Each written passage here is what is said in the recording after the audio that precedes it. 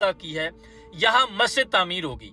इस इर्द गिर्द इलाके में चूंकि हिंदू अक्सरियत में पाए जाते थे तो उन्होंने कहा कि नहीं, यहाँ पे मंदिर तामीर होगा। इस बात पर मुसलमानों और हिंदुओं के माबैन एक हंगामा आराई शुरू हो गई और केस बल आखिर अंग्रेज जज के पास पहुंच गया। जज साहब ये कहने लगे कि मैं सुबह मौका पर आकर जगह की नौयत महल्ले वकू चेक करूंगा, उसके बाद फैसला करूंगा कि यहाँ क्या बनना चाहिए। मुसलमानों की जानिब से वकील कौन था? बानी पाकिस्तान कायद आज़म मोहम्मद अली जिन्ना रहमतुल्लाह अलैह।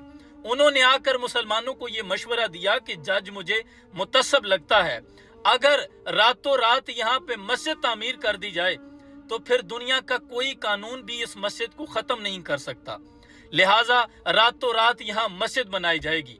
बानी पाकिस्तान के कहने की देर थी, मुसलमानों में जज्बा हुआ करता था, असबाब तो नहीं थे, लेकिन जंग लाजिम हो तो फिर लश्कर नहीं देखे जाते।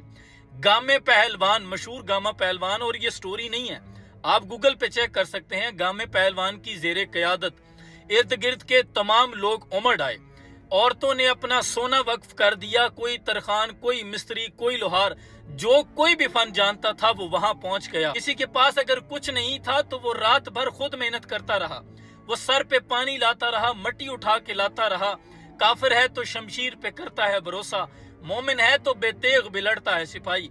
मुसलमानों का जज्बा ईमान था कि शब भर में नमाज फजर तक यहाँ मस्जिद तामीर कर ली गई थी और नमाज फजर अदा की गई। सुबह जब जज साहब उस दौरे पर आए, उन्होंने आकर जगह का विजिट किया तो इसे मस्जिद डिक्लेयर करना पड़ा और आज भी शाह आलम चौक में ये मस्जिद शब भर वाक़या है।